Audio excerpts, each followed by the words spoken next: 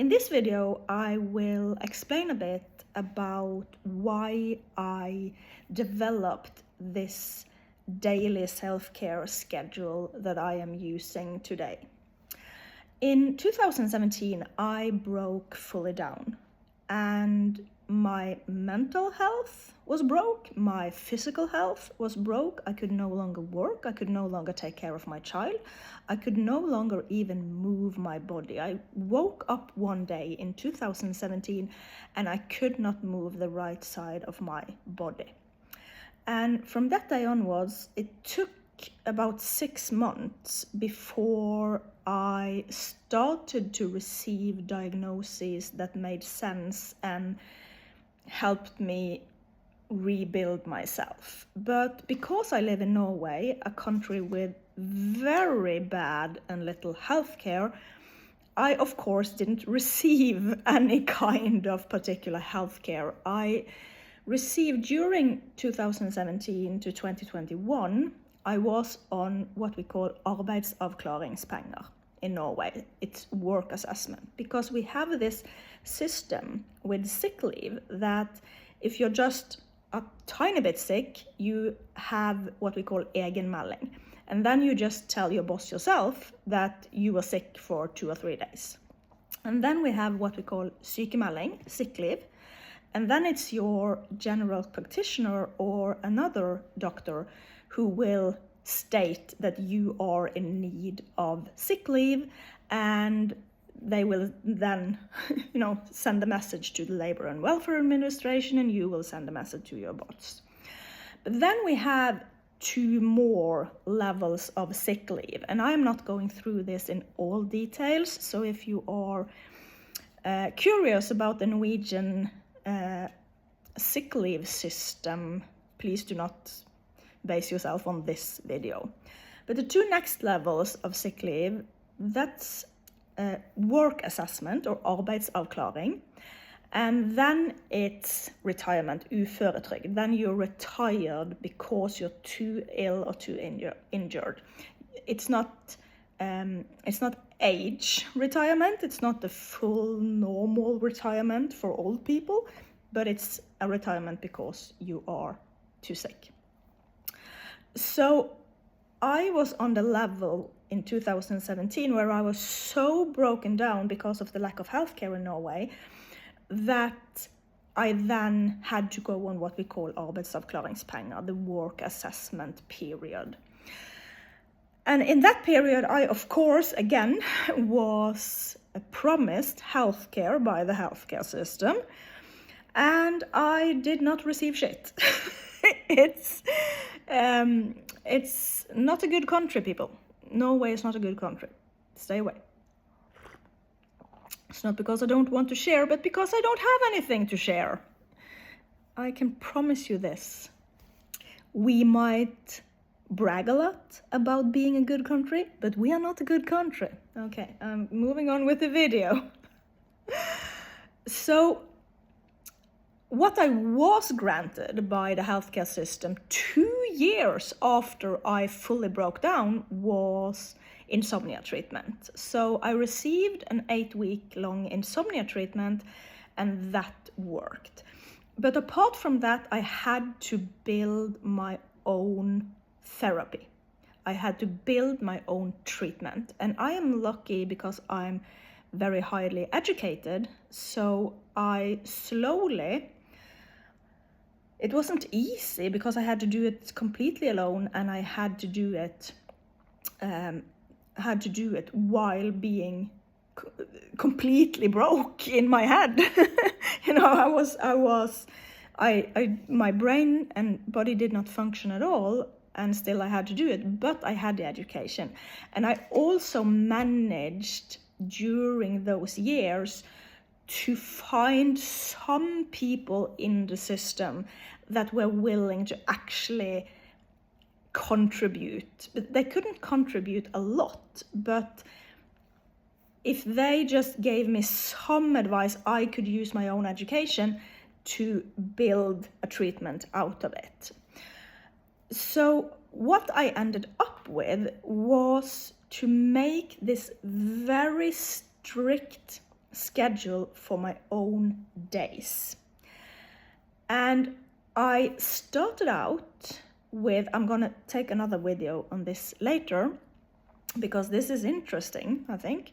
But I started out using the book Love Languages as a starting point, because the Love Languages book, yeah, I have to talk about this more in another video because I think it's so interesting. The Love Languages book, it has an app, or it had an app back then, and somebody was giving me tips about that app.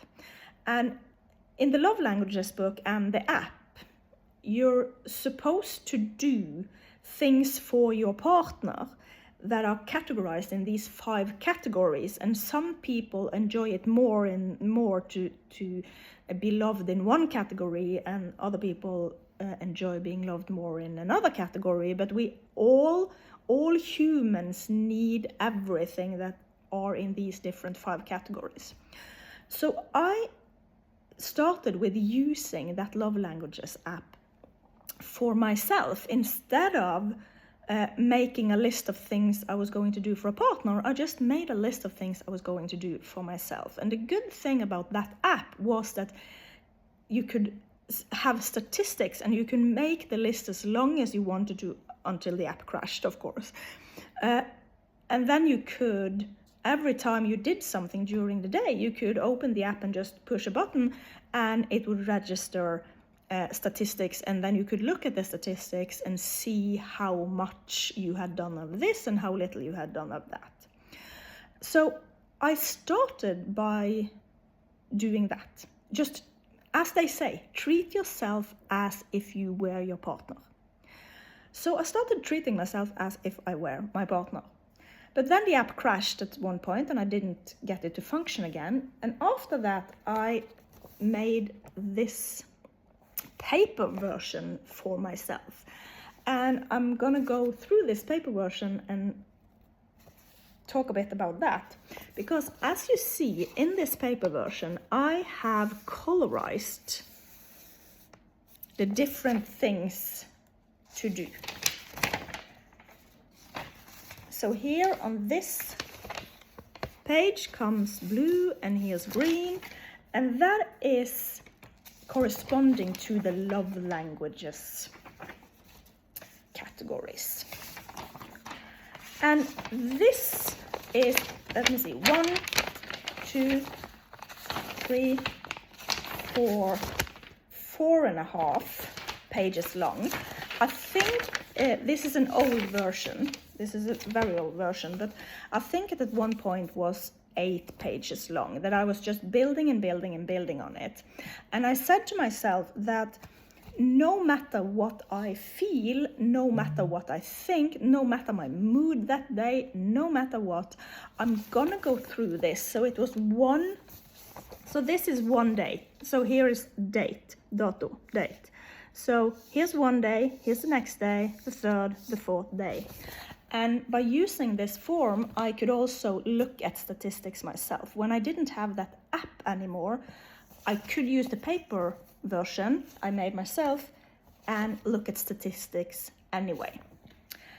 And what I did for a couple of years then was to note down things happening in my life, and I saw on the statistics that if something happened or a certain person was in my life and so on, suddenly I was unable to do what I was going to do every day. And if I had days where I did too much, because I decided on doing about 80% of what was on the list, that was kind of normal. But if I did 100% of what was on the list, I had gone into this obsessive state. So after doing this for some years, I became able to see that what was influencing me to become obsessive with self-care, and what was influencing me to forget the healthcare and self-care. And here I have to mention that I do have a dissociative disorder, and that means that I have memory problems. I have severe memory problems. So writing it down and crossing out everything I did was also helping me remember that I had done it, so that I could keep much more track of my body. So if I was feeling very bad one day, I could look at the statistics and I could see, instead of having to remember everything I had done that week, I could look at the statistics and go and just look at these papers and see, oh my God, I haven't eaten breakfast and lunch for a week. Oh my God, oh, no wonder I'm feeling bad. I have skipped eating. And doing this without any consideration of my mood, without any consideration of my emotions, just waking up every day and do the same, actually made my health better. And the better my body became, the better my brain became, of course. It's not a perfect system, but it functioned. And I will just go through it a bit here, or maybe I can do that in another. I will do that in the love languages video. Okay. Then, at one point, I've talked about this in another video, so I'm not going to do it here, but at one point, I stopped using the paper version and started experimenting with the different kinds of apps. And now what I landed on was the structured app. And so here is the structured app. It looks like this.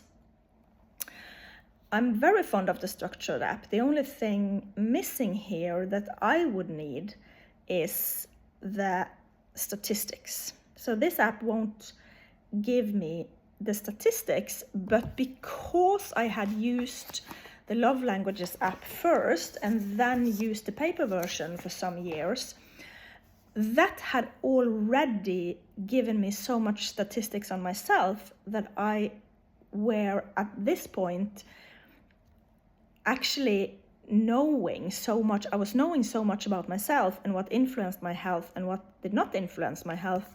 So the statistics wasn't that relevant anymore. And this daily schedule, I am, as mentioned, retired now. So I am not, because sadly, the lack of healthcare and welfare resulted in me having to go on this last level sick leave, and that is to be permanently retired. And that doesn't mean permanently in Norway, but this video is not about that. So what I have done now, the last years as retired, I retired fully in 2021, is that I use a daily schedule because I'm home anyway, and this schedule is the same every day.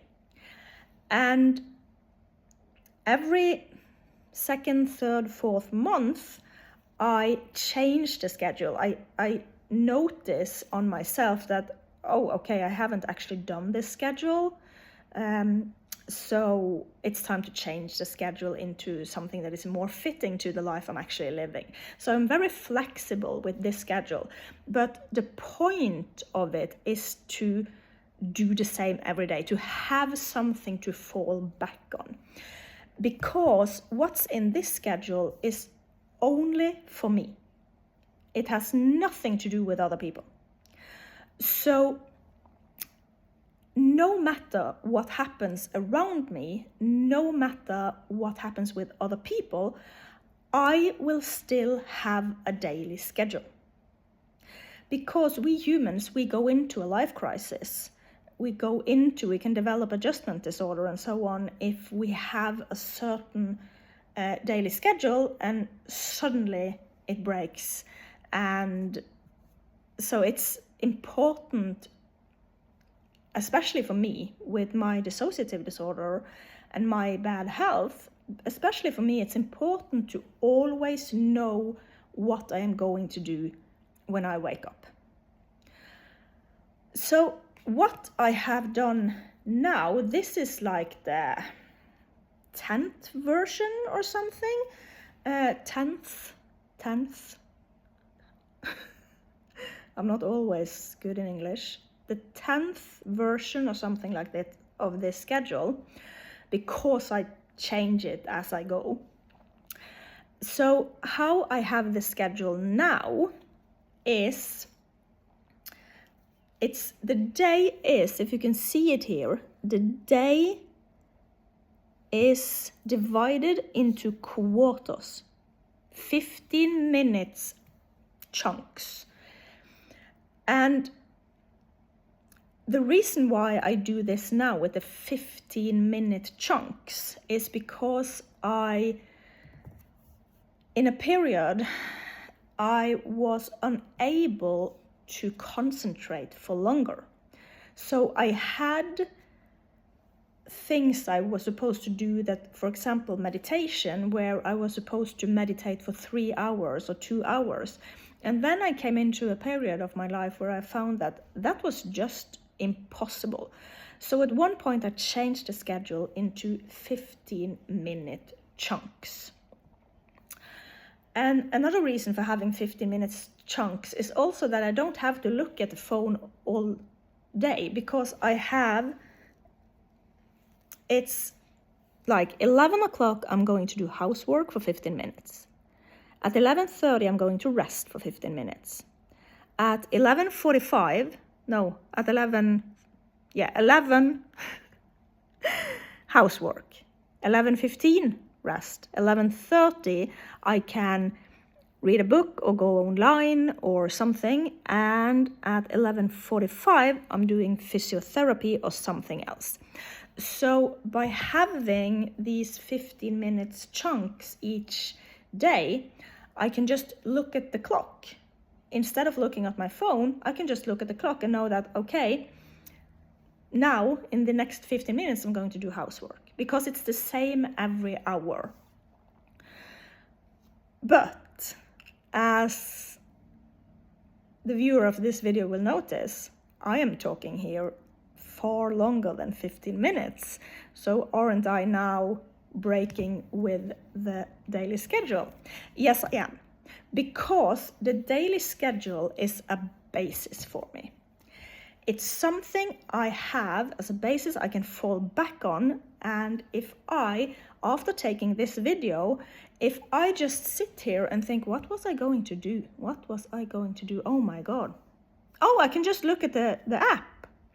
No, so I'm very flexible. I'm not using it rigidly, but it's there. So I know that I can always fall back on it. And some days I follow it more step by step. Other days I don't follow it step by step at all, but it's always there. And in the evening, I can go through it just like